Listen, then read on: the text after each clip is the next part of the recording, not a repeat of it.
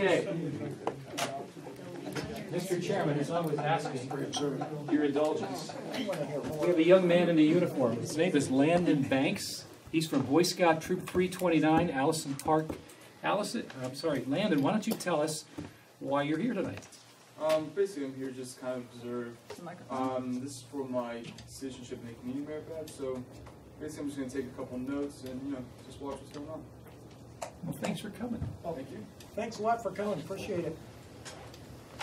Okay, I'll call the order now. The zoning committee meeting of March 12th, 2018. The first item on the agenda is the ordinance. Discuss the concept of rezoning the C5 commercial residential zoning district parcel owned by McCandless Corporate Center, located on Corporate Drive off McKnight Road and Babcock Boulevard, to a zoning district that would merge current C5 regulations into a C6 combination commercial residential and light industrial zoning district. This would incorporate uses that exist in the C5 zone district with current uses in the C6 zoning district. This concept would also add local regulations for medical marijuana growing and processing that the town attorney has determined do not conflict with the Act of 2016, the Medical Marijuana Act. Now this area is the site of McCandless Corporate Center. It's between McKnight Road and Babcock Boulevard near up above, just up above by Paramount it starts. And that's it in the, and it contains 5 office buildings and 2 restaurants, including Fridays, which is closed down, I think, and the Empire Palace, which is still operating. To the east side of the Empire Palace is a site that is currently vacant, and about 4 or 5 acres of level land and probably about 5 acres of hillside. Yeah. And the plan is to change the corporate office center from a C5 to a C6 industrial district. The C6 currently provides for wholesale establishments, personal storage facilities, light industrial, and research and development plants. C6 district would be amended to add an office building and the restaurants, and it has a current draft provides for residential areas to come over also from the C5 to the C6. I think there's some question as to whether we want to let that happen or not, because there isn't any residential areas, it isn't any residential structures on there. So the draft of the ordinance is attached. Do you want me to go through this, or do you want to just? This is going to go to the Planning Commission.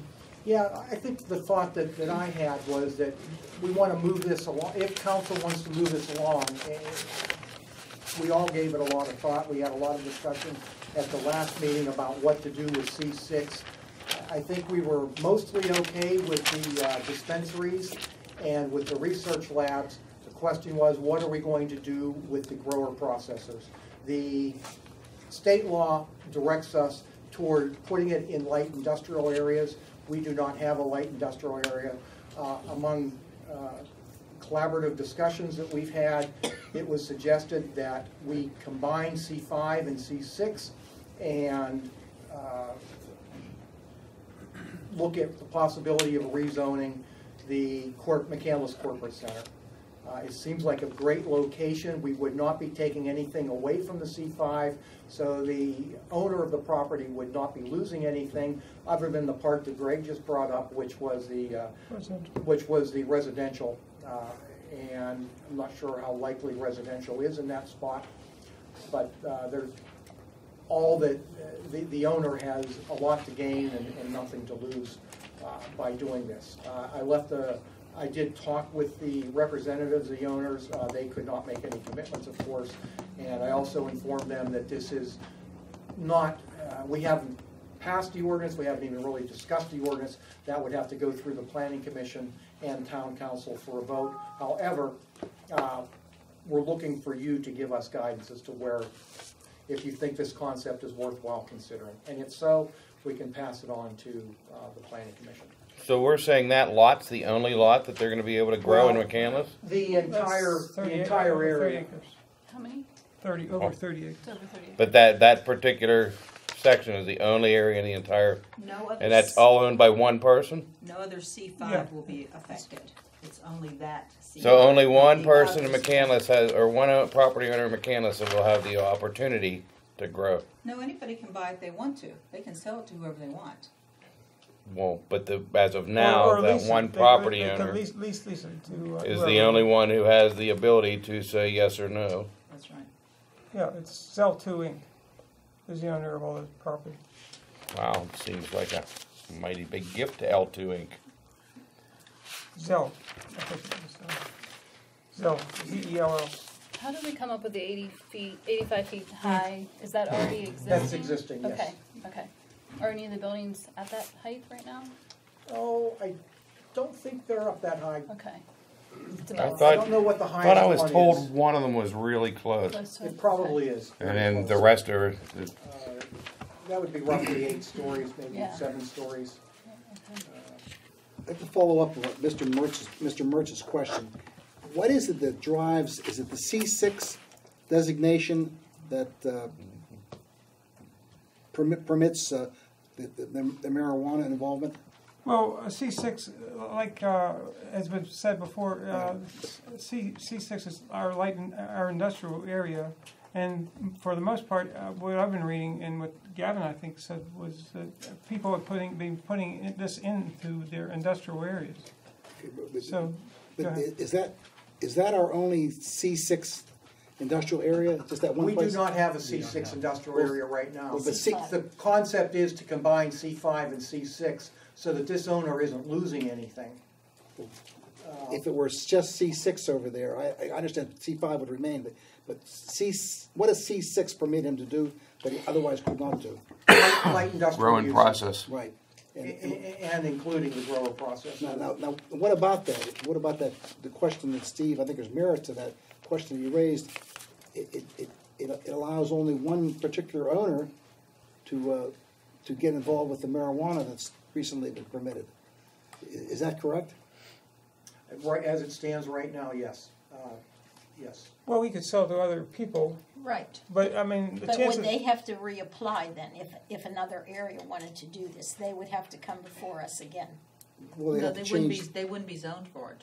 they'd No, have that's to change what I'm the saying, zoning. if they wanted to change it like we're talking about changing If this, someone had an idea of rezoning something to C6, yes, they'd have to come before us again, okay. yes.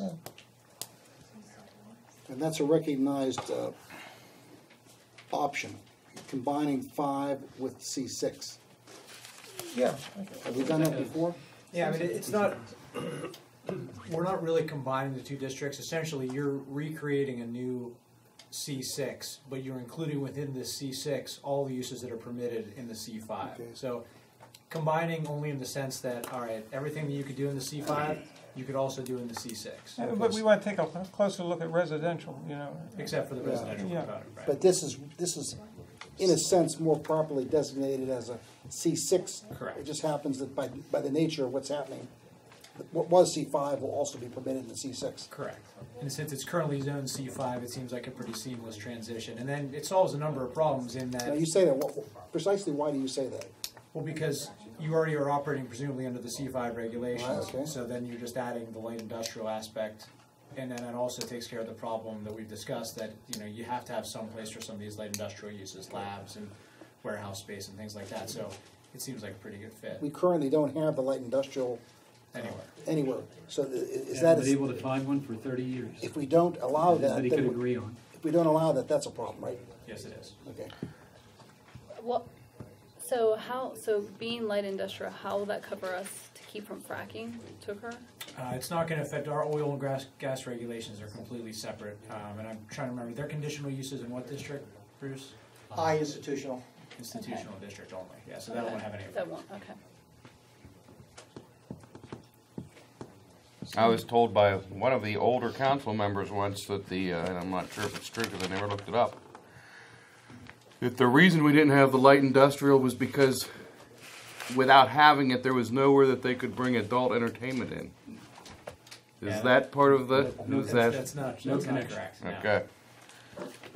No, we do allow adult entertainment. I mean, you have to. It seemed odd, but that's what I was told. So maybe someone had that thought at one time, but it never came to fruition.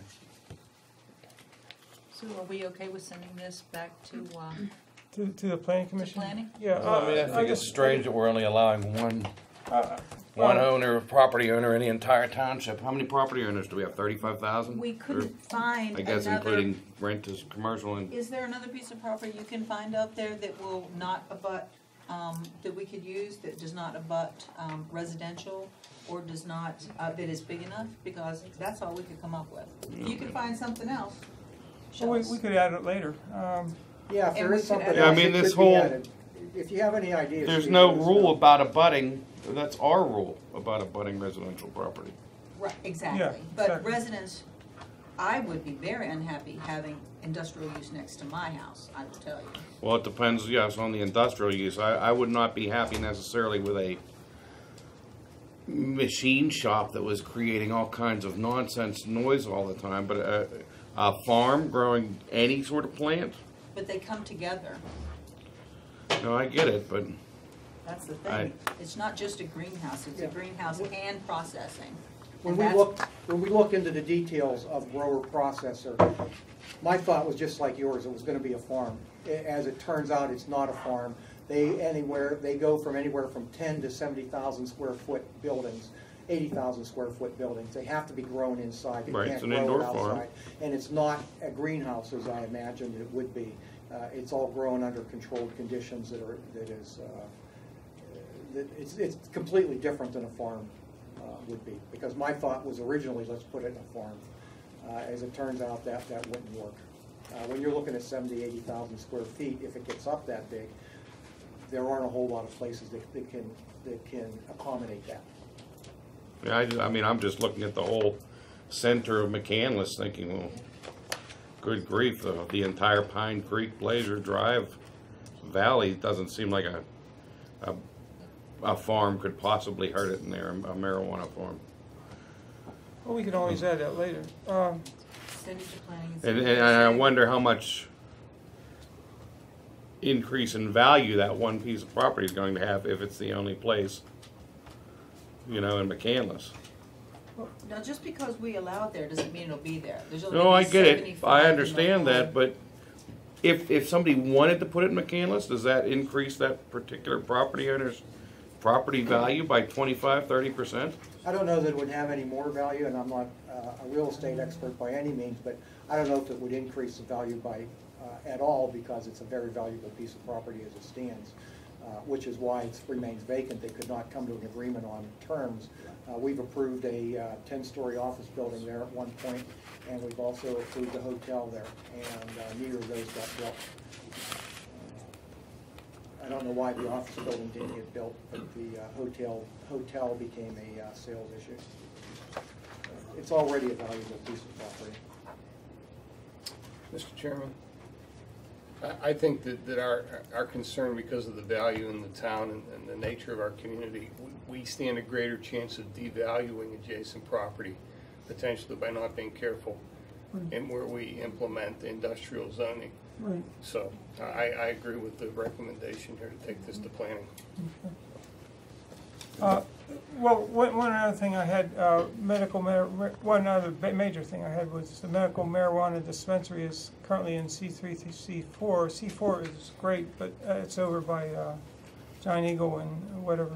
C3, that seems like it's spread all over the place. Let's just think about RC, or have planning commission think about RC rather than C3, because They could study the effect of the distance effect some of the items that we have that could be in conflict on a C3 as well. I think we can give it a full test.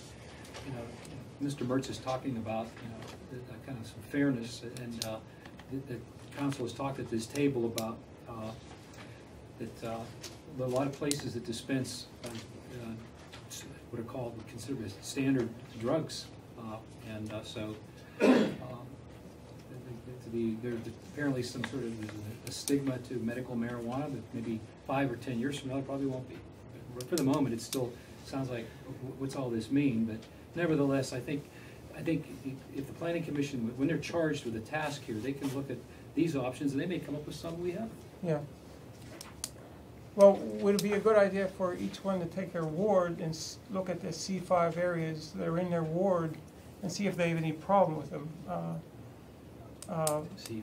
Yeah, the C5. I mean the C3. C3, I'm sorry. That's, you know, I'd sort of like to discourage that, because as a planning commission, we look at it as a whole town. We don't look at it in individual pieces, and I think we want to maintain that idea.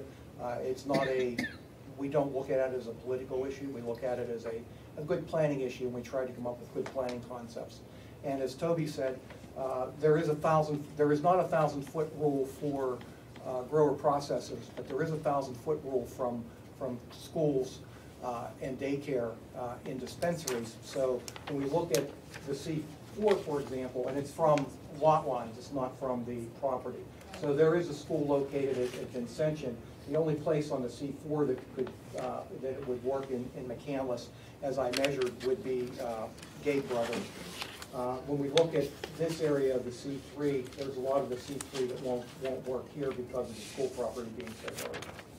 And then would have to examine, as Toby said, would have to examine some of the other places. I think Greg's concern is some of these places that we have spread out. Outlying areas. Are there any daycares in the actual in the C4 buildings that are there? Like some corporate centers have a. Oh, there's not a 1,000-foot rule for the grower process. Oh, okay. Okay. We have that in the concept ordinance, but we'll have to remove it. Let me just cover two other things, Gavin. 8810 on page 2 of this, and then we'll get into details when the planning commission looks at medical marijuana grower processor. That's a good definition, but I would think you would need an 8811 medical marijuana grower / processor facility too. You know what? That's pulled right from the act. Yeah. And I think my understanding has always been that is meant to actually include the business itself in addition to include the facility itself. Right. Okay. And the other thing would be to make this tie into our special exceptions under 1349.05. Maybe add an E subsection E. Which section of the ordinance you have? It's not the ordinance. I'm just the codified ordinance that I'm referring to. You don't have. It's not in here. Okay. So your thought would be to add this as a special exception? Yeah. Well, make sure there's make sure we amend 1349.05E. Put it in 05E to make sure that under that 1349 covers the zoning hearing board. And make sure they have a cross-reference. Now, we have it now as a conditional use, which means it would go to town council rather than just, we could change it. I'm not sure if we could change it or not. Well, I mean, so first of all, I mean, just so we're clear, on the distinction here, essentially, conditional uses and special exceptions are both uses that are permitted as long as you meet certain criteria. Mm-hmm. And they both require a public hearing. The only difference is, for special exceptions, the zoning hearing board has the public hearing. For conditional uses, council has the public hearing. I would treat this use as much like any other light industrial use as you possibly can to be consistent with the act. So if you currently have other similar light industrial uses as conditional uses, is that the case, Bruce, or how does that work right now? We have conditional uses. Okay, so I would recommend that you stay consistent with that, because the act essentially says, look, you got to treat this grower processor like any other light industrial use in your municipality. So if conditional use seems to be the track that these things follow, I would say that this should probably be heard by council as opposed to the zoning hearing board as a conditional use. And that gives council kind of a, you're able to put additional conditions on to protect the health, safety, and welfare. So you're kind of seeing it and making the final decision yourself. Now granted, if they meet the criteria, you can't turn it down, but you can add reasonable conditions to protect health, safety, and welfare of residents and surrounding neighbors. Yeah, I wasn't speaking of this particular ordinance, I was speaking of the zoning ordinances, of the hearing board ordinances in general. In general, oh, I see, so you want to add 134905E as a general rule? Yeah, as a general rule. That they hear special exceptions? Yeah, if it's. Oh, okay, yeah, Got it. absolutely. If that's not in idea. there, then that should be in there. Yeah, They should I'm definitely sorry, I put that in. misunderstood. Me too. Okay, we're not gonna go through the details, so let's move on to, are there any questions? Like anyone else on council? I'll go to the next one, and do you have a report on the installation of sidewalks on the West Ridge Road, Allegheny County Road for the Park Edge 2 plan of lots? Yes, I've been meeting with Mr. Pohl, who is here tonight to represent himself regarding the installation of sidewalks. I received a report from his engineer that the county would permit sidewalks to be placed along 3 Degree Road, what they call Old Babcock Boulevard. However, on West Ridge Road, there are some difficulties on West Ridge Road. They could be put in. One of the things that's changed, big thing that's changed, is that Mr. Pohl has made a change to the plan to rehab the building that's there, demolish part of it, and turn it into a house. I went through the building. Wow, what a building that is. It looks like you put a dance floor on the second floor. It'd be terrible to tear that building down. So Don's going to rehabilitate the building and turn it into a house. His concept is a very nice one. However, because of that, the grading that he was going to do is not going to have to take place. And I'll turn it over to Don at this point.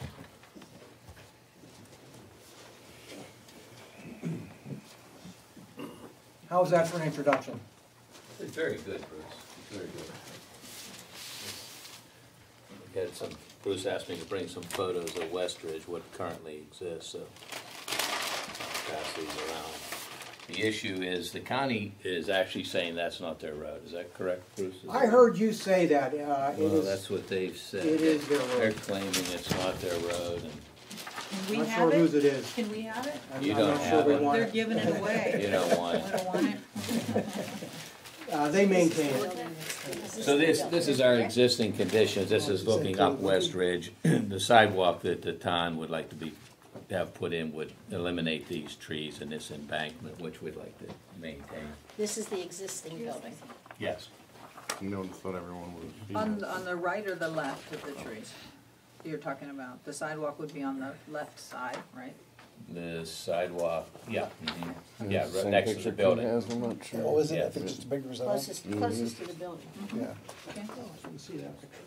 Well, that's radically different than. So in order to put the plan? sidewalk on West Which Ridge, is- we'd which have is the to plan? cut this embankment back, which we want to leave for obvious reasons, because of the curve in the road, and then eliminate the trees. So this is the part of the street there. Isn't it? The way we worded Don's approval was he had to come back to council if there were, as it turned out, if there were obstacles You guys want to look at this? putting in the sidewalk. How long of a stretch is this along West Ridge, Don or Bruce? Oh, 100 and something, 17. what was it? 130 It maybe, was- Yeah, it maybe.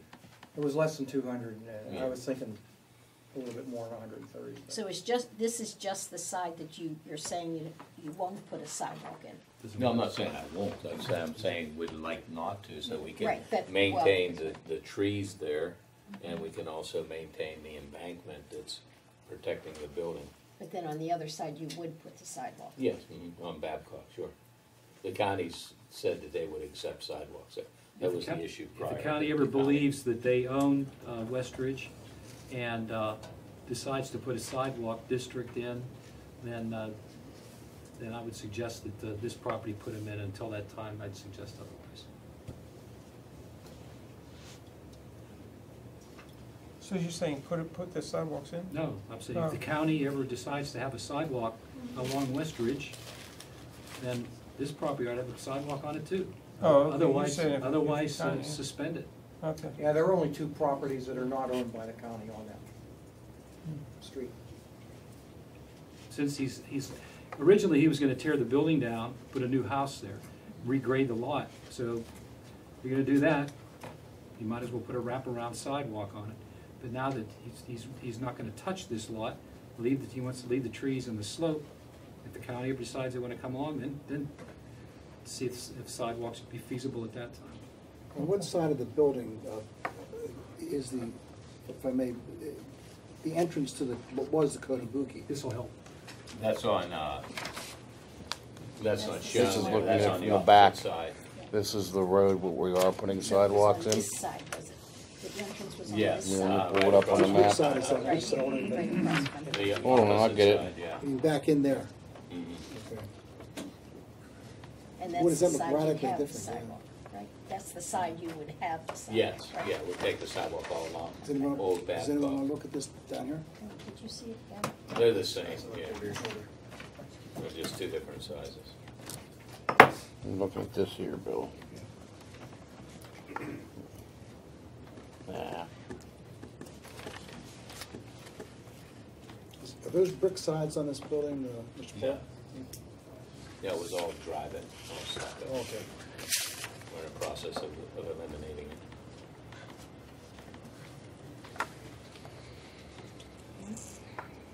So that's the building. This is the road that we're talking about here. This is where we're putting the sidewalks here. And if you look at it from the, So this would be a short distance that you're talking about, no sidewalk, right? This is a very short distance? It's 100. so this is the front entrance now. Yeah. He passes around. Let them all see And then it. this is the Yeah. view that we're talking about, no sidewalks. He's taking that front So entrance that and mound moving gives all them that. privacy in the backyard, Mm-hmm. right?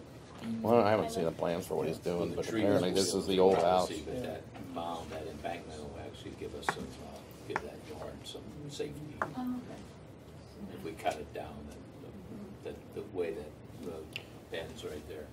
I'm agreeable to it. Yeah, me There too. are sidewalks on the other side of the street in this area? You're saying? No. No, the other side of the street is the park, Okay. and the road just falls off. And that's the road that is shut down during the winter. The county barricades it off, gates it.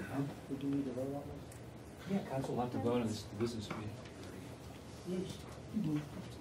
To suspend it Just this until such section. time as they would be Section. placed on What's West. that? I said it's just this section here that he's talking about. Sorry.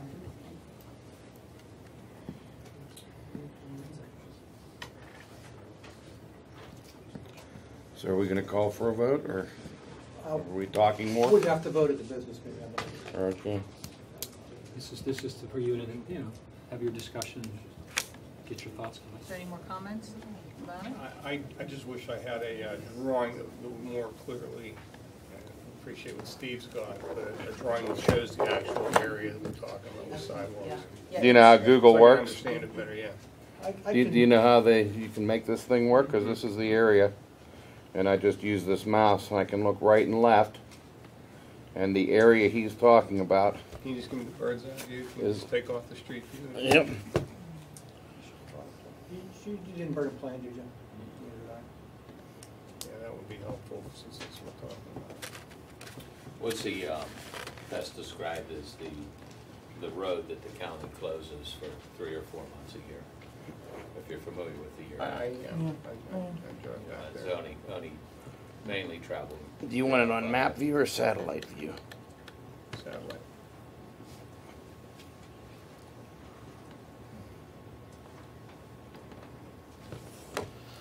Yeah, great. Maybe you can show Carolyn and I. So it would be this. Talking about.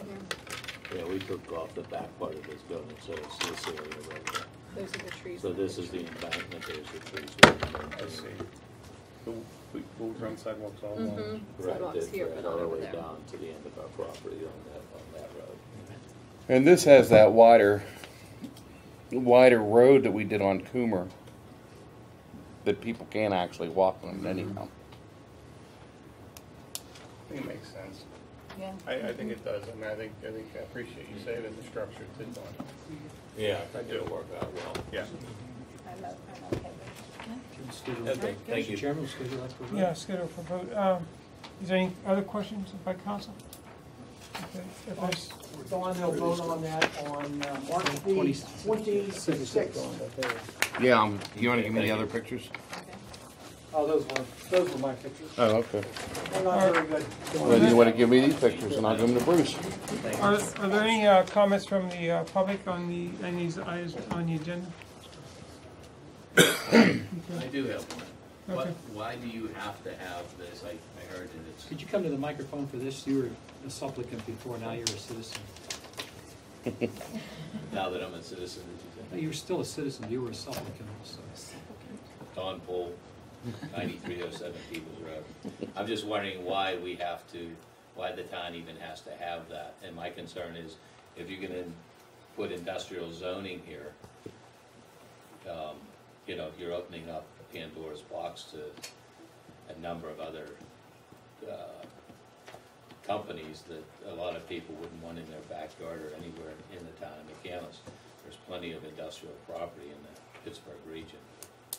Why do we have to have this? And is there any way that we can not have it? I understood we were supposed to have it all along, for starters.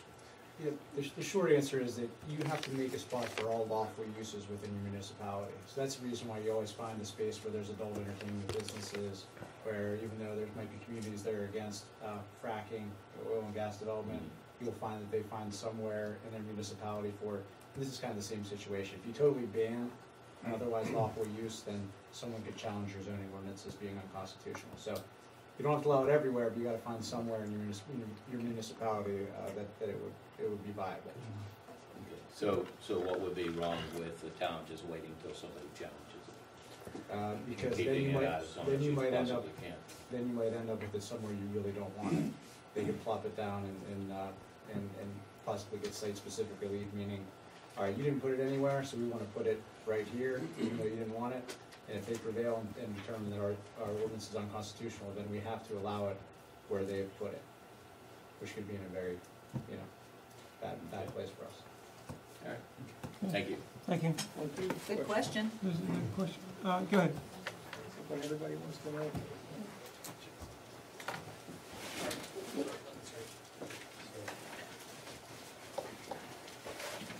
John Harrison, 1473 Hedwig. Going off the gentleman's topics that he just talked about, as far as it gets into with the fracking, how big are these pieces of property, Bruce, that we're talking about that are zoned right now, that you're talking about changing to be in that dual? They would not, fracking is not permitted in this C5, C6 district. But if It's you're only going to- permitted in the institutional district, and it's by conditional use. So only the, So you're saying basically now, as we stand, we don't have any institutional use property in the borough? we do, all the green spots, it's permitted in all the green spots. Those are mostly controlled by churches and government entities. Okay. So But government entity being one of this being property that McCandless owns? some of it, yes. Okay, so it isn't necessarily a light industrial area, it's this institutional area. Correct. So there is a difference between those two. Yes, sir. Okay, so if we do go light industrial, somebody couldn't come in and buy the property and go, oh, well, I've got the property now, I can put whatever I want, and I can go and either put a marijuana growing facility there, or I can go and sell it to Range Resource, which is gonna give me better return on my investment, and I can do that, and there's nothing we could do about that. They could not do that. under current zoning rules. Okay, Correct. but so you're saying then for the zoning rules that are in place, that are the institutional areas, that could be any of the areas that would be where the school zone? Yes. That would be considered institutional? Yes, Anything that one of the churches owns? yes. And which properties does the borough actually own that is considered institutional? I've already, I don't know if I can turn this off. That's a lot. Wouldn't this be one? That's a question you might want to have answered. Yeah. You know, it's starting to require a lot of detail here. Yeah, didn't, They're all over the place. Small. I mean, obviously North Park falls under Yeah, it's that. a little, I mean, Yeah. off topic, but Brian Morris, he did a thing that, green space that. yeah, not all those are institutional though. But roughly the places that we own are the town hall that's owned institutional. And I don't know of any other institutional properties. Wall Parks is not institutional. Bruce, could someone ask to rezone this to institutional? Oh, they The could C6. ask it, yes, that would be up to council, that's a council Yeah. managed decision to change it. So if council wanted to have fracking there, they could make that decision to do so. They'd have to want to build one of the uses that's on in the institutional zone. And right now, as it stands, there's no change to the fracking rules. Okay. All right, thanks. Any other questions? Comments? Okay, the zoning committee meeting is adjourned. I'd like to call to order the recreational committee. We have a report by environmental advisory committee members on the status of the concept planning for potential trail development in Wall Park. And we have some gentlemen here. Yes, I'm Ken House, part of the EAC. The picture up on top gives you a visual of Wall Park. It's about 68 acres. When you get into it, the different colored zones on there are different site conditions. When you get into the bottom end of the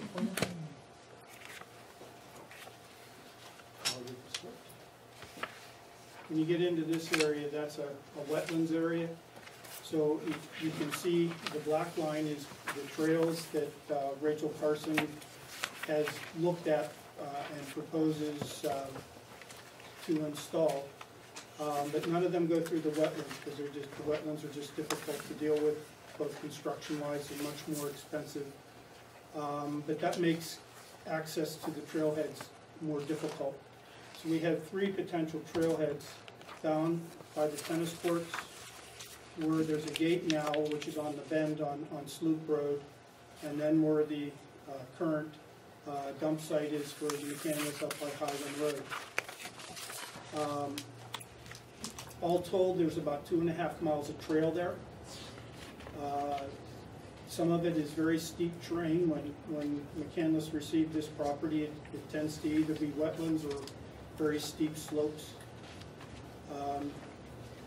When Rachel Carson is looking at developing trails, they envision trails like an Appalachian Trail or the trails in North Park, which are usually hard-packed soil cut into the hillside and do not have much cost, but there's not access to motorized vehicles and such. So where we are with this right now is the trails that we have proposed there. We'd like some feedback on those issues, and the one area that we know with the dump site that McCandless wants to continue to utilize that site for another 2 years. And in this area here, it appears that we can make a parking area that can handle 6 to 8 cars, but there's the issue of coming out on that corner, that bend. I was over there walking through all of that today, and it's like if somebody's going 45, that's going to be a tough place to come out of. If they're going the speed limit, you're okay. So it's looking at where we want to go with this. The easiest part to develop, which is a 6/10 mile section, is going from here up to the dump site. Personally, I hate out and back trails. I hate to buy the same ground twice. And so making a loop in there, the easiest loop to make is to come up here and come back around this way. And that gives you about a 1.5 mile trail. The steepest terrain to deal with is where the best access point is parking-wise and coming up through here. That's very steep grade through there, and would need some specialized help building that, as well as any place where we need to cross a stream, or there's a number of places where there are drainage pipes coming down through. From there, I'd like some feedback on direction for which way we need to look at things before we can get a better idea of costs. Because the costs are really associated with if we're dealing with the wetlands and that delineation, and trail surfaces if we're doing something other than hard packed dirt. And in some of the areas where you would need specialized construction on some of the steep slopes and things, we would also need to, that wouldn't be something that could be done with volunteers or, normal work to do that. So I'm looking for feedback from council on a little bit of direction on which way to go with some of this. Well, if we're doing this, this is in my ward, so I'm concerned with this. But if we're doing this, are we talking about doing the entire thing right now, or just the initial part from Wall Park up to where they're dumping the dirt? It can be done in stages. It can be all done at one time. It's not. This isn't. The way Rachel Carson builds trails, it's not a long period of time to do the entire project. To do that 0.6 of a mile section from the gate up to the dump, that's something that if the railroad trail guys in North Park were doing it, they would have constructed in the weekend. Financially, can we do that all at once? Again, that depends on trail surfaces. I'm envisioning a trail, meaning foot traffic or mountain bike. And when you're doing that, you're not really looking at much expense at all. That's hand tools and going up through there. We can do that even without even taking any trees down. And are you thinking you have volunteers doing that, or we're hiring people? It depends. That would be community volunteers if we want to go that route, and that's how volunteers have built the trails in North Park and things. If it's on that section, that first 0.6 of a mile, that doesn't really require people with any special knowledge to be able to do. Skills or anything, or equipment. So that's something that, if it's a trail like we have in North Park or an Appalachian Trail kind of thing, there's very low cost to that aspect of it. Another part that we're looking at is signage, because we need to delineate where the McCandless property is versus the homeowners, and we have some issues there's covenants in the deeds that as long as we're a walking or biking trail, we're in compliance with all of those covenants. My thought is that we could apply for some grants or some money to help us with this. Yes. If we do more than just that first 0.6 of a mile, that first 0.6 of a mile, I didn't go up through there as exactly what we would need, if we need any bridges there or not. If we do any of the loop part of it, we're going to be running into costs for traversing the wetlands and also going over the street. Yeah, this is wetlands up through there. When you get in that upper portion, it's not. The trail will actually be on the hillside, so it's not down in the wetlands. Do you have any other comment, Toby? Ken, we're on the lower end from where you're showing the trailhead here, potential trailhead, down to the parking area at Wall. What kind of terrain are you looking at there? Any obstacles? That's all wetlands. It's narrow. It's below the road. Right. If trail going through there is going to need, because that's gonna, we would need an official designation, but I'll tell you that's wetlands. And so you need different construction parameters when you're getting into building a trail in the wetlands. Right. How about the other side of the little stream? It sort of becomes Lowry's Run once it meets the little stream that comes. This is like the McCandless thing, and this is Lowry's Run going over this way. Yeah, all that sort of forms up to join, when it joins up down at Wall Park, and it really becomes Lowry's Run there. I mean, you could call those tributaries, I'm sure. But what if you were on the inside, if you just use your pointer where your number 3 is, between the number 3 and Sloop, that's pretty much wetlands these days? Yes. I just walked through that today. You can get a trail down through there. The problem with why that is not real attractive is once you get down to where the culvert area is, you're just kind of there. And there's the asphalt dump that they're currently working on. I'm not sure what That was milled up from Sloop. Okay. We could swing out over into there, once we get down that far. Yeah. You can construct a trail through there, it's just that it's going to be going through wetlands. Right. There was a walkthrough when we first started acquiring property. We started with the piece immediately adjacent to what is now Wall Park Petrish property, and we walked and then we looked at prospectively over time with those properties, as you say, are slopes and wetlands lying fallow as long as they did. We eventually have acquired that valley through a lot of good purchasing and some donation or much discounted purchasing. But Todd Chambers was the original president of the Harmony Trail Council, and we a couple staff members, Bob Powers, our former council president, and Mark Savannah, some of us walked up through there. Maybe the wetlands have increased since we walked. It's been a long time. It was before the year 2000, because once we've acquired these lands through into the early 2000s, and we acquired that Glen Manor piece a good while ago, the idea was to have that trailhead built. And you're right. We've talked at the EAC meetings about how that trailhead is supposed to go in. We had met with the existing property owners at the time.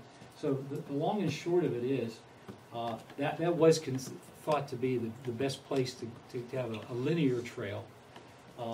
If we're to go with loops, a loop over toward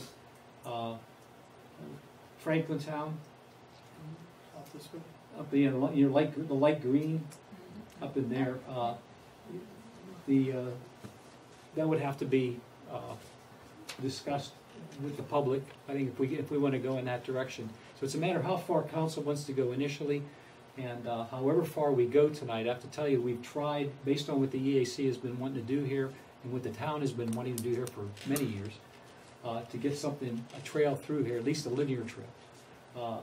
We finally made some headway with the DCNR. They're sending out the regional director, as she's taken this on herself, to meet with us later in the week. So whatever guidance we have tonight, we can at least explore there, get back to council so that we know if there's a planning grant, so that I think that would be the prudent thing to do. Would be that we've set aside in our budget this year up to $5,000 for the EAC to take this next step.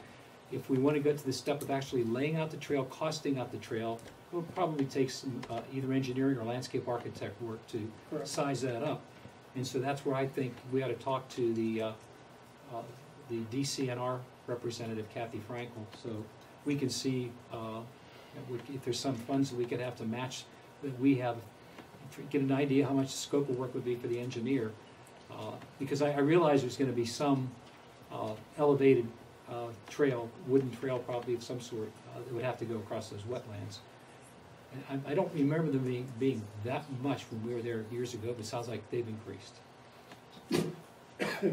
Just maybe with all the moisture in the ground and so forth, and just the way nature's taken some of the path of water through there. So we're saying that we'll talk to the DCNR, Kathy Frankel, see if they have some money that they can help put with our 5,000 to see what would actually be involved to do this and what the cost would be. Because it'll cost us money to take care of going over the wetlands. Right, and we have no idea what that would be, but Right. this would be planning money. Right, For exactly. us I to know tell exactly. us what, Yes, you yes. have to, have money to see Yeah. how much money you're gonna Apply for the spend. grants. Right, so, and I'm correct, and that's what this would be, right? So our next step would be to see if they can help us have some money to do some Correct. planning For the planning. and some scope of cost, But I right? think EAC has gone a good distance with this and put it at this table. Right. So that council tells us, should we look at the entire potential that the EAC has identified? Should we look at the loop that Ken pointed out, or just look at the linear trail? Let us know, please, because we need to know what we're gonna tell Kathy later this week. It's so hard to get her. She's spread very thin, and John Bujarski's been trying for about a month, and she's got this appointment set up, so let's take advantage of that. So don't you think that if we apply for grants, a lot of our decision will have to do with, to see how much? Is there anything that's objectionable from this overall plan, network of loop trails through here? Because we're talking, how many total miles? It's about 2.5 miles. That's a nice system, but I think, but in order to make, if that's okay with council, at least in rough concept, then the next step is to get To some more see detail. what the cost would be. Right. To check the cost out, see if we can get some planning money to help us. So I think that would help us to make a decision too. Absolutely, yeah, we can't agree to just a blank check. Right, So Madam Chair, yes. I would suggest we look at the planning, we look at it maybe in phases, so that if there are elements of it that require more public participation, we could maybe move in parallel paths and you know, work on some of the trail areas while getting approval or working through the public process with the other See, portions. that's my thought. If we start out by just doing the straight part at this point, and then we could continue. Right, but what if it costs, say, 15,000 for the entire project, or 5,000 for just the upper loop?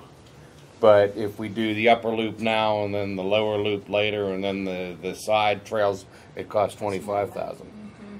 Because it costs that's a certain. decision. I think that's a decision council will Right. have to make. So if it's cost, then we should get moving on a planning grant to see what we'd be faced with in terms of cost. If there's any concern about public intrusion, then, I mean, that identify that. But it doesn't sound like there is right, at least, you know, just on the surface, we should take the next step and try to identify how this would, what kind of, basically a mini feasibility study, and get some, I think, it'd be nice to have our engineer involved to help the EAC out. They've volunteered, they've done great work, and so has John Stephen to get it to this point. I think it'd be good to get some costs established. But I do think maybe, and tell me if this is what you're saying, is you're saying, yes, have these people look at it, but tell us, like when you get a contractor to work at your house, if we did this part, it would be this. If you do these Right, two parts, exactly. it would be this. That's So we my could point. break it down into Right. phases if we wanted, Right. or we could see if there was savings in doing more. But parts. it's Is that what most you're likely saying? going to Exactly. cost That's more exactly. if we do one part now, one part later, and one Right, part right, later. right. It's going to cost more than if we do it all now. Well, it depends on just how much we can budget for it. Does Yeah. any, Yeah. And it depends on who's gonna do it, because Public Works originally, we were gonna put a different style trail in along Sloop. It was gonna be 8 feet wide, and it was gonna be crushed pea gravel, probably with a profiled asphalt base. And so if we're, and that's one other thing maybe to clarify is what are you recommending in terms of width of trail? Generally, with trails, they're so that two people can walk abreast of each other. They're not, because it doesn't tend to be real high traffic volumes on them. That would be a good problem to have, but I don't know that we'll have that many people that are utilizing it at one time.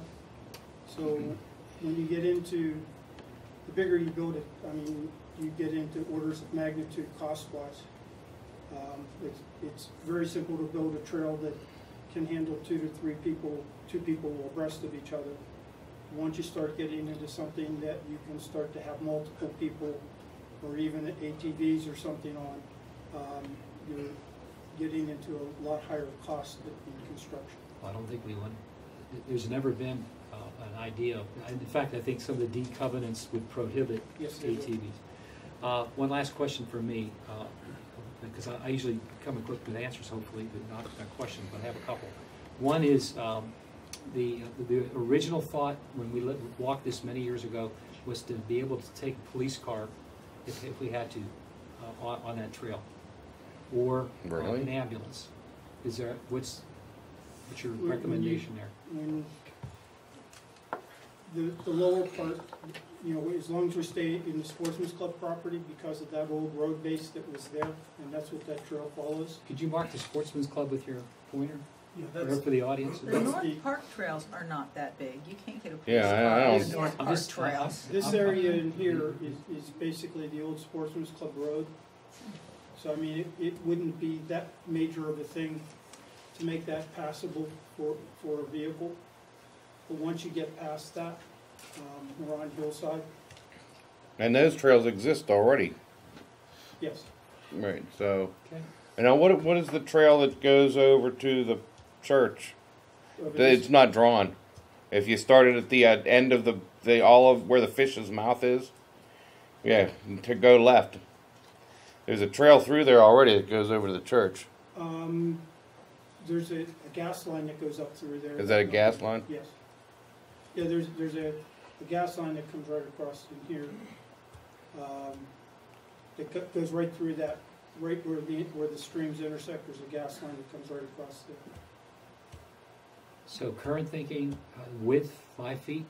Is that what so we have a rough idea to get started? They're really, when you build those trails, they're really only like 3-4 feet wide. Well, okay. I mean, I know that I used to, I have driven down, and it was 20 years ago, but I had, before that gate was even there, it might have been 30 years ago, down into there. Many, many, many years. So that's definitely a drivable area for what exists from the gate down to the bottom of the valley. You may well be able to take an emergency vehicle up the valley, but the trail's gonna be on the hillside. But that doesn't exist. I'm just talking about what if we could get one right into the center. Just one down over the hill right into the center. Right. And then the rest of it would be 2 foot, 3 foot trail. Well, you know, I don't know if we can go 2-3 foot. I mean, I walk on trails That's all the trails are in North Park. that are 18 inches. You walk behind each other. You Yep. don't even walk next to each other. who's gonna, strollers? Stroller can get on an 18-inch trail. Let me just jump up and add something here. I'm Jason, I'm the chair of the environmental committee, and I just want to talk real quick here about the trail widths. Myself being in construction, you know, whether volunteers or whether or not build, there's a standard of the industry. Machines are typically 5 foot wide. I would suggest no matter, you know, what we're looking at, a 5 foot width minimum probably would be something I would consider. Just the fact that, you know, we're talking about 2 people abreast, but also, you know, if we choose bikes, you know, even bikes passing, there needs to be a safe distance. So I would think a 5 foot minimum is what I would be looking for, if not maybe trail surface, but at least cleared area, usable space is what I'd like to call it as, you know, a 5 foot minimum. And I just think of that in trail construction, you That's know. going to be tough. I would think a on 5 that foot maximum. Up by 4. That's going to be tough to put 5 feet into that hill. Sure, I That's understand. going to be really tough. I just know in conceptualization of it, it's like golf cart. When you go to build a golf course, the hardest thing to do is to pave that golf cart trail, because they only make 2 pavers in the Pittsburgh area that are 4 foot wide to build cart path trails. So when you're building trails, that 5 foot minimum is kind of, you know, the standard of the equipment. So no matter what you're going to be working through there to do the train and do the drainage off that hill, because you still have to drain your waters, you know. I just, you know, in past experiences, a standard is about a 5 foot trail. I just wanted to add that to that thought process. When we're looking at that aspect of things, this portion of the trail, you can conceivably do that, because we're not dealing with, the slopes on this side aren't as severe as they are on the left-hand side. This whole section, you can't do a 5 foot wide trail. And to me, a 5 foot wide trail kind of loses the quality of walking in the woods. But, you know, if you're looking, you know, for access with strollers and that type of thing, this section that goes up here, this original, 0.6 of a mile section, you can probably do that. The only place that you get a whole lot of grade is when you get up at the top end. You get some grade up in there. The rest of it is fairly gentle grade-wise. Well, let's just ask them how much would it be if we do 3 feet, and how much would it be if we do 5 feet? And can we do 3 feet in some places and 5 feet in other places, and see what they say? Does anyone on council have any objection to our moving to the next step on this? Anyone with an objection? No. Okay. Okay. Okay, thank you. Thank you. Moving to number 3. To review the bid tabulation on bids received for Phase 2 of the Vincentian Complex Ball Fields and Reconfiguration Project. This second phase of the project provides for replacement fencing on Field 1 and newly combined Fields 4 and 5. Toby, can you give us a little bit of a report on this? I might mention before you start, Toby, we had 8 bidders on this, and we only had 2 people come in with bids. And it in your packet, you'll see it's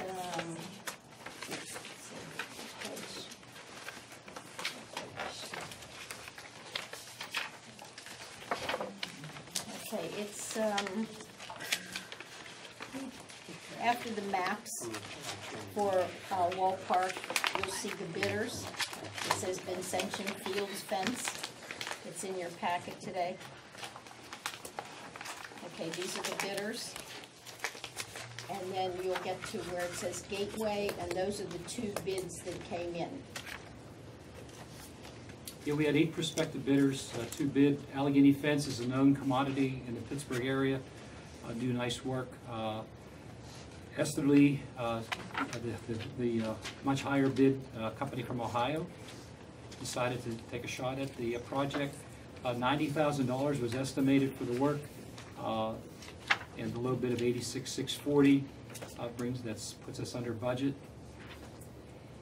So we have funds budgeted for this. The revenues that we're supposed to be getting in, they are committed. $23,000 additional revenue from the county under the CITF grant that we received of $200,000, and $17,900 from the McCandless Athletic Association. So that is about $41,000, and then we budgeted in our town budget under the category of contributions to athletic associations $61,000. So the revenues available of 41 and the expenditure we had shown at 61 is $102,000 available. So it covers the cost of the $86,640.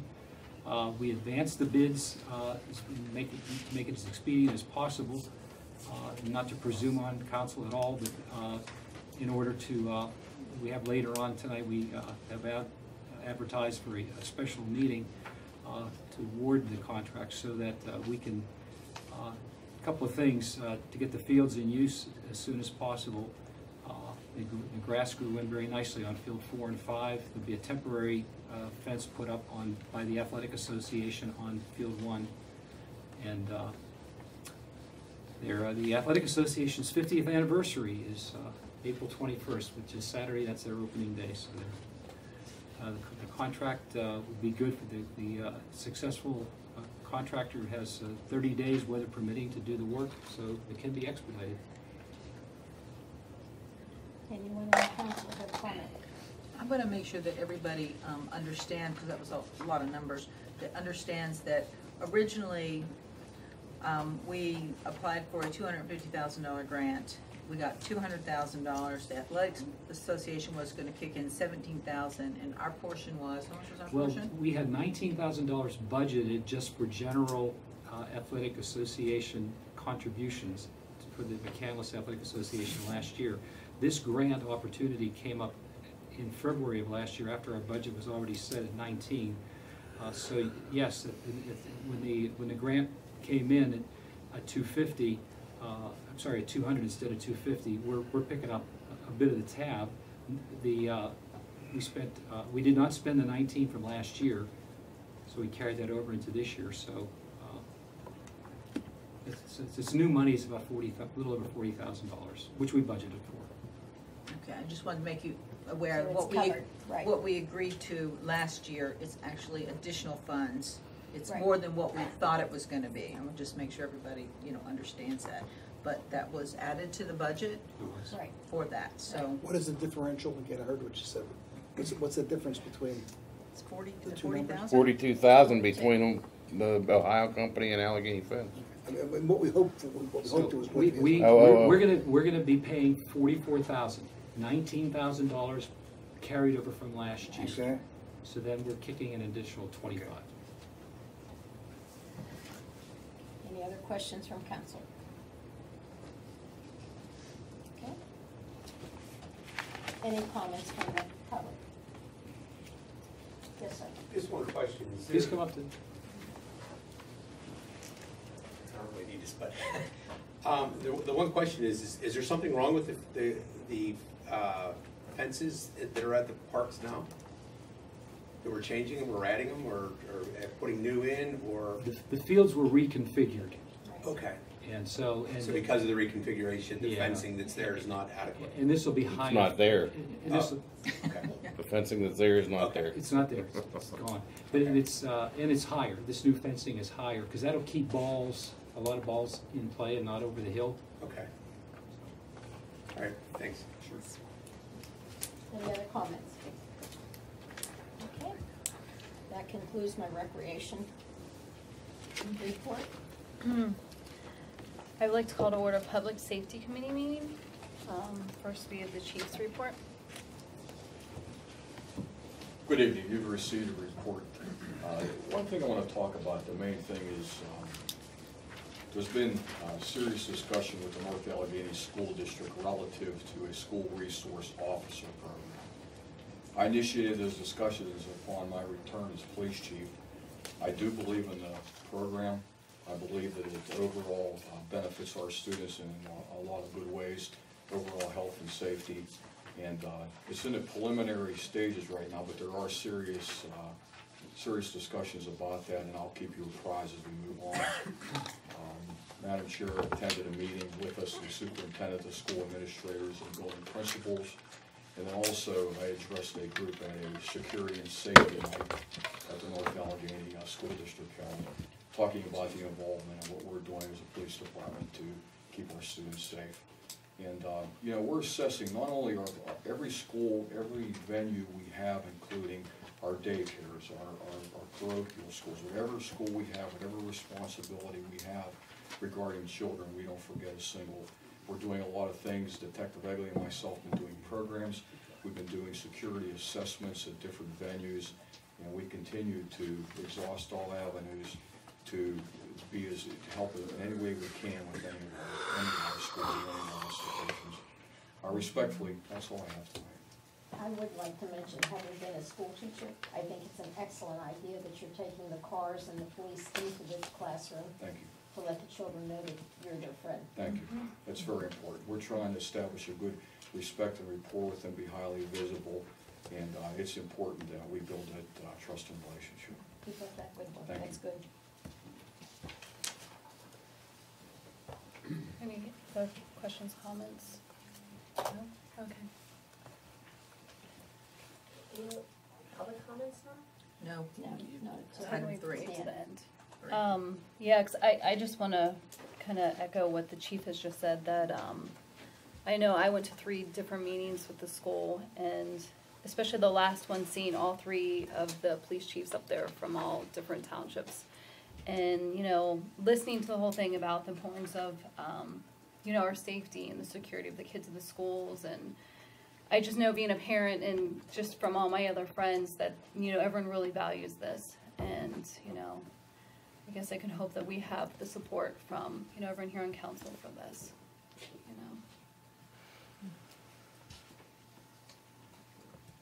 Okay. So has everyone seen the letter from Richard Todd? It was in the package. Okay, so you guys, It was in okay. our packet. Should I read it, or No. just, okay. I guess, are there any comments about that, or? Did Bruce want to talk about, where did everybody I don't know, they left. Oh, he's out, no, Paul. It's Bruce out there. We have a picture now. Yeah. He's not here. Does Bruce want to address this no parking He's zone? not here to address it. No, it's not a Bruce issue. Oh, The letter from Richard Todd, Right, Yeah. uh, I could call him. you've looked at the letter? Sounds like a Yeah. North Florence The- issue. Our But not as chief- bad. our Chief said he would comment on Oh, it. he said Chief, you can call. Chief has looked at this, he's had someone look at it from the Department of Public Works. Mark Sabina's out there. Would you like me to? Is Mark Sabina out, Yeah. Chief? Could you- Yeah. Mark- Yeah, Mark, I'll be short and concise. We looked at this and we did make some recommendations from the departmental standard that there should be some parking signs, no parking posted down there to make sure that emergency vehicles and such, fire engines and that could maneuver around there. That's the simple short of it. We believe that, and we followed it up with Mr. Todd, and I think he's very satisfied with that. And it is warranted, I believe.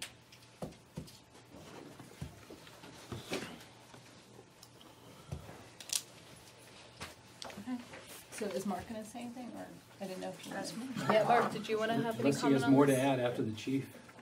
Okay, I'm good. okay. Sorry. Just in case the chief needed back to run, is there? You're sure you don't want to Did you say know you were the backup? Any public comment? Oh, yes, there is.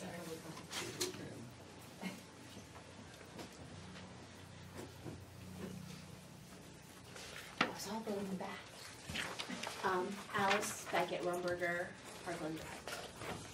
And so my comment really is to the police department. I am the president of the COSAC PFA, and actually reached out in fall of this year. And the McCandless Police Department was extremely receptive in telling me all of the programs that they were offering. And this was prior to the latest incidences that we've had.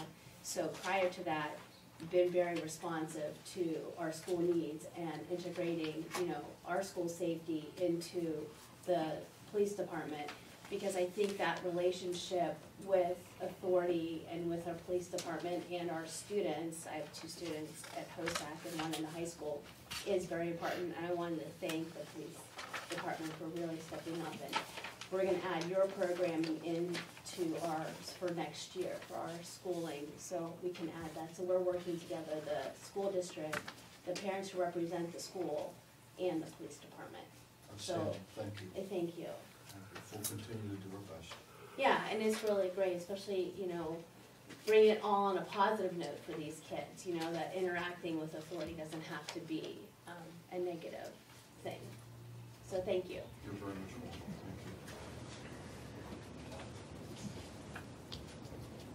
Thank you. Any other comments? No? Okay, any other comments from council, I guess? No? Okay, well, okay, this concludes our public safety meeting. Madam President, I call to order the Services Committee meeting, and I call for the report from the Fire Marshal for the month of January.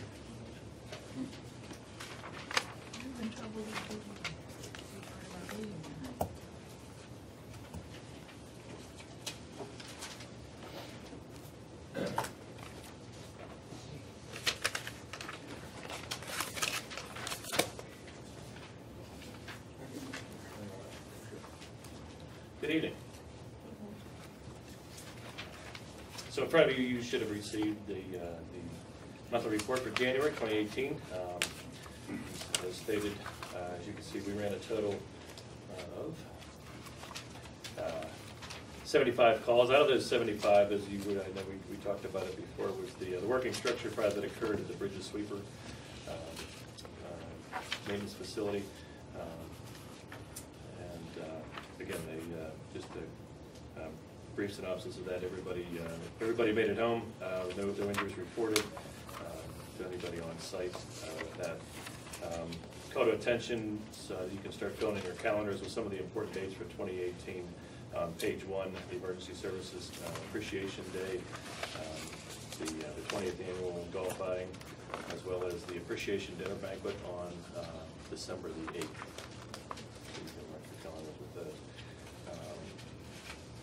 Fire departments continue their training. We're starting off the year pretty heavy with a lot of the certifications. As you can see there, with many more to come.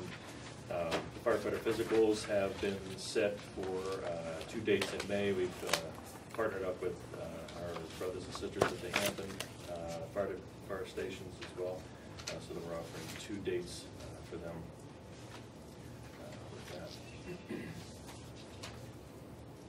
that. I had sent an email out this afternoon to everyone. Hopefully everybody received it in regards to the emergency management training, the G402 class, which is held on March 27th here at Town Hall from 7 to 9.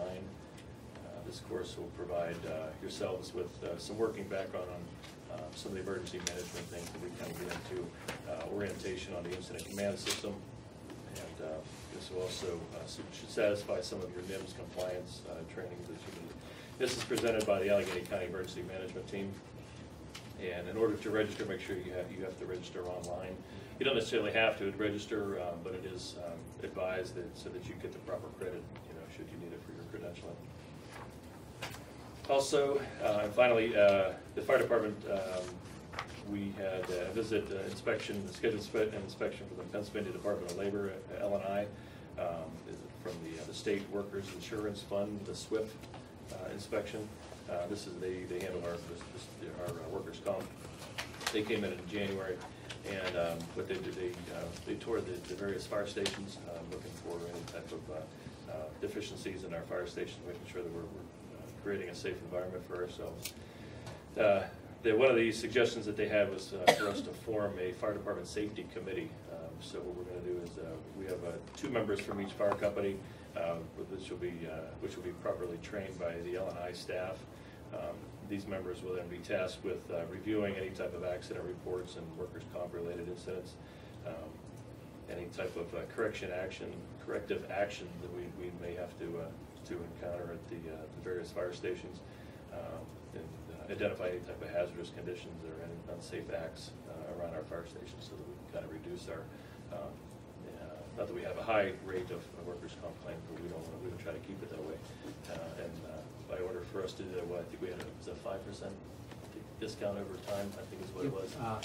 Upon the implementation and documentation of this safety committee in progress, we'll be eligible for a 5% discount on workers' comp for volunteer firefighters. It's a win-win. Reward for that. If anybody has any questions,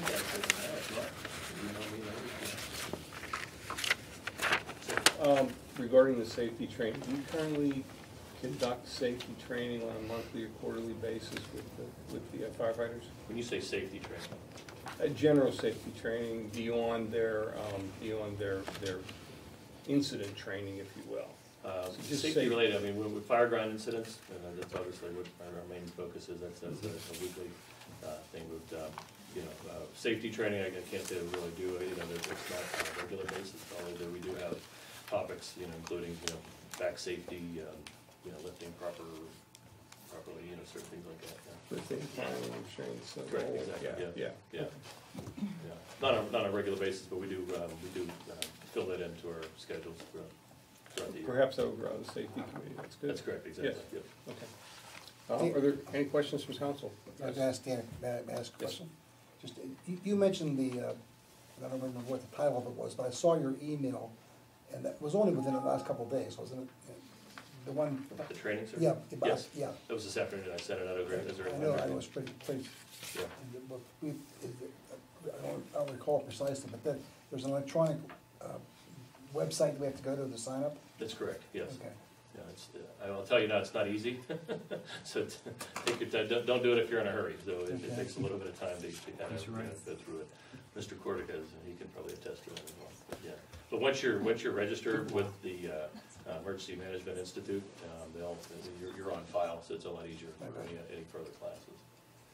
Any further questions from council? Any public comment for the report? Hearing none, I'll adjourn the meeting. Thank you. Call to the order the Public Works Committee meeting. And Mark with his activity report. Good evening. I think you all got the monthly activity report via email.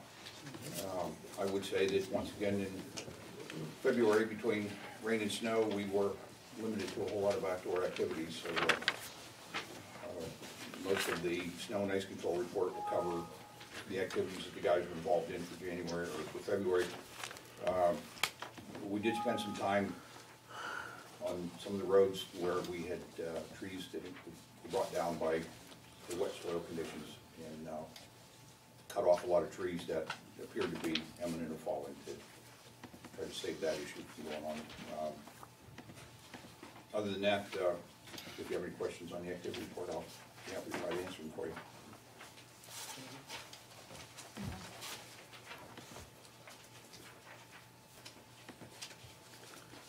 And snow and ice control report also pretty much speaks for itself. If you have any questions about that, you can email me or call down and I'll get answers for you that I may not have. Okay.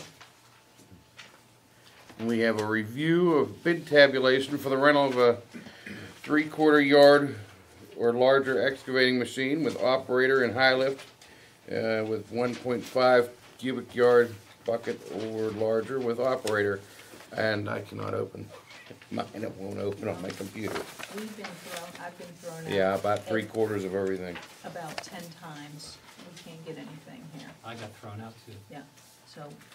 I think it seems to be a connectivity issue. But do we have any of that on hard copy here? Yeah, let's see if we can find it right here. You can look over my shoulder. Oh, do I have it in mine? Here's the equipment. Well, you might, I don't know if mine, but that's what we're looking for. Right, so we're looking at $150 an hour through Jace Contracting for both. Now, the low bid with Park Edge Excavating. Well, I'm sorry, with a Park Edge at 88, I'm sorry. This is an annual bid that we do for rental of equipment. Thank you. Perform work that we don't have the equipment to do. So we send out to a number of companies each year. And this year we got response from 2 companies, with Park Edge Excavating being the low bid, and they have been the low bid for a number of years and continue to be our low bid.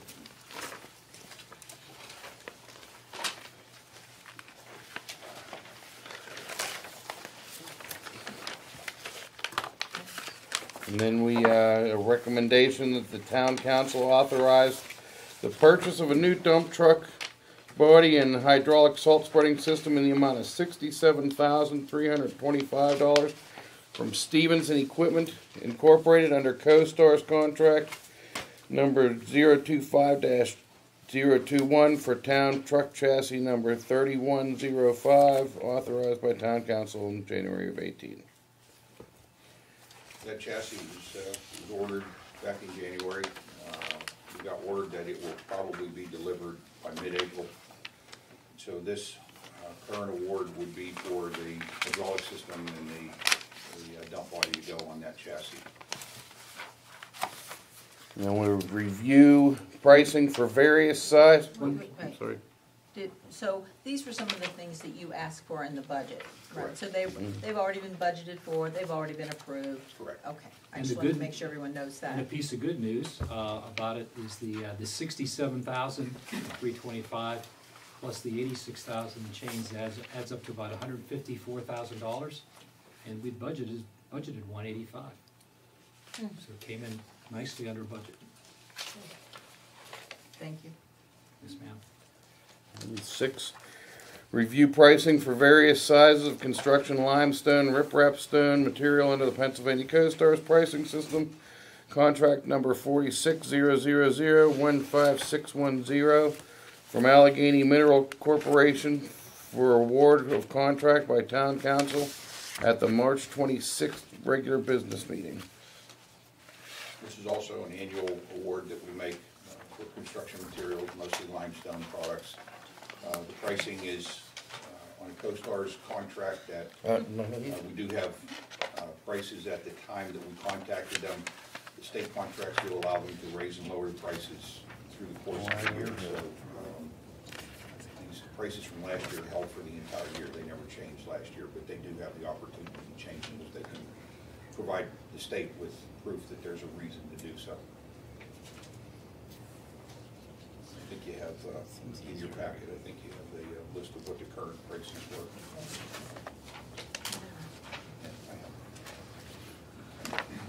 Yeah, 7, we're notifying the bid specifications are being completed for advertisement March 16th and closed 2018. Paving programs for the contract can be awarded at the council's April 23rd regular meeting. That list, is that in order? What we plan on doing? Yes. Okay. Well, that's alphabetical. Those are the streets. Oh, okay, not in an order of correct installation. Correct. Okay. That's the work that my inspection has determined that needs done. We did have the robotics inspection this year, and with the exception of one of the smaller roads on there, their findings concurred with my visual inspection of the roads. When can we look forward to a scheduling list? If we award the end of April, I would not anticipate work to begin until probably after school's out in June. Yeah, well, when are we going to be able to tell people you're going to be done on? As soon as we actually award, and I can sit down with the contractor and find out what his schedule's like to get in here. I can get the schedule put together for when the roads are going to be done. I did get a little bit of information today that I wasn't real happy to hear, but there's nothing we can do about it. The oil index for 2018 is up 31% from last year. So they're telling me, the contractors that I talked to today told me that the pricing is probably not going to be much different because there's a lot of work out there, and the contractors are working hard to keep decent prices to try to take work. But there is a good possibility that our asphalt prices may be as much as 31% higher than they were last year. Fuel prices are up that much? Yes. Wow. It's the oil index is they buy futures in asphalt, and the companies that produce asphalt products buy futures late in the year for what they expect to use in the following year. And apparently when they did that at the end, whatever the date is that they do that, the prices were up anywhere from 28 to 31%. So we can look for the asphalt prices probably to be a little bit higher than they've been over the past couple of years. So I know we were comparing with the little robot with what we visually inspected. And did you find that little robot to be effective? And that I haven't seen all of it yet. They compared with the roads that I chose. We compared these roads with their findings, and I guess the best way to say it is that their findings agreed with my visual inspection. So I haven't seen the whole product yet, though, so that's coming out, and I can compare more of the roads that I would probably be looking at to do next year. I'll be able to use their findings to help with that. Okay, thanks. And notification of resolution is required to authorize signing of automated red light enforcement (ARLI) grant agreement with the Pennsylvania Department of Transportation. This grant is for pedestrian traffic signal improvements and preemption devices at various intersections. Do you have anything on that? This was a non-budgeted item because should we receive the grant, it is a 100% funded grant from PennDOT, and it is very competitive. This is frankly our third run at this. And by Jove, we got it this time. And does that include the chief's desire with the license plate readers? No. We'd already specified there are 56 pedestrian heads be placed at the handicap level and so forth throughout our intersections. And I think it was 5 preemption devices for 2 more intersections. It was originally 6 intersections that we don't have emergency vehicle preempt yet. I think PennDOT took care of one of them, so we're down to 5. But the pedestrian heads that we're looking for are the new ones that you probably noticed that have the countdown feature in them. That's new regulations, and we've got a number out there that are still old sets with incandescent bulbs in them. And some of them are the LEDs, but they don't have the countdown feature. So this grant that we've applied for will enable us to put the countdown pedestrian heads in all of our intersections and finish the last 5 or so intersections with the emergency vehicle preempt units. And since state law requires municipalities to pay for the operation and maintenance of signals, this truly is, a benefit. Otherwise, we'd have had to budget this in our capital budget. And it also works toward our goal of a more walkable community. Yes, ma'am. What did this save us? $135,000. Yeah, right, just 134, 180, 160, whatever it says. Right. Is there any public comment on the agenda items? Mr. Harrison? I'm gonna stay here, you guys can hear me. The one question. But the microphone won't pick you up. All right. The one question was, being that the roads are gonna get repaved this year, have we been in contact with the local utilities as far as planning on water line repairs, gas line repairs, and utilities before, so we don't get into? That letter goes out tomorrow morning. Okay. So do it every year. Okay. Do it every year. We can't. I know you can't see into the future, There's no way to, water mains break constantly and, right, and gas lines leak. But we do what we can. Okay. Mr. Chairman, got a couple, just 2 questions for you, Mark, quickly. Sure.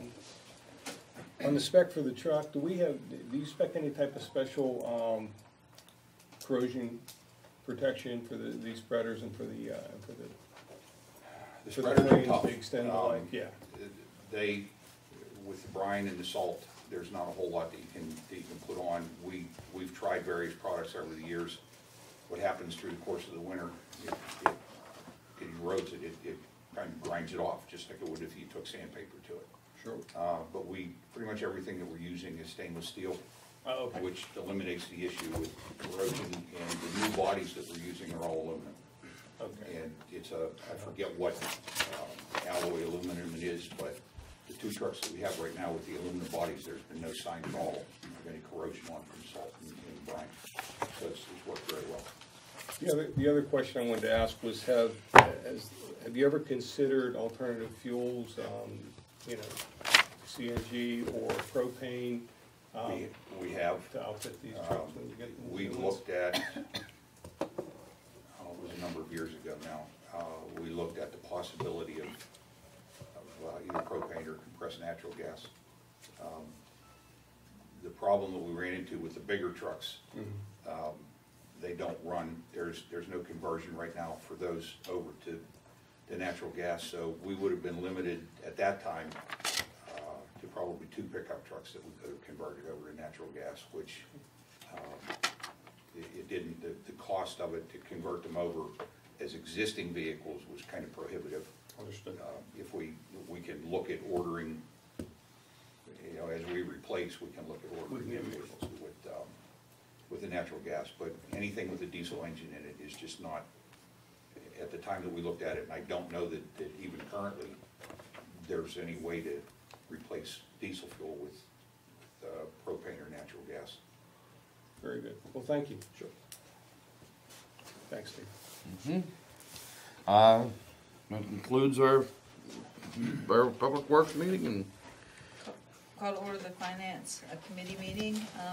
We have the list of bills that were on the web page, and all of council has received the list. Are there any questions? Total $683,926.74. Any questions from council about the bills? Any questions? Let's just number 3 is we did check into the allocation of 25% of the RAD money on who we could give it to. because we have to give it to somebody by, according to Act 77, that was in 93, it's $1,909.81, and we found out that the public library, that is an appropriate place to give it to, so we will be giving that money to them. Which I'm sure they will appreciate. Everybody likes getting money, you know? Council, any comments on that? Any comments from the public on that or the bills? I'm on the library fundraising committee. You just raised $1,900 and didn't do anything. So, a very official thank you very much, because, and we hope that everybody does come out for our fundraiser on Earth Day, April 21st. So our second annual garden gala, right? It is our fundraiser, and we are very excited for everyone to come out. Our library is, you know, a very big supporter. You know, every single person should be impacted by our library in some way, and they work with our schools too. So thank you for that. Money it definitely goes to be appreciated, and please come and support our garden gala. Tickets are on sale now. Right now, you can get right on your phone, buy some tickets, or be a sponsor. Okay.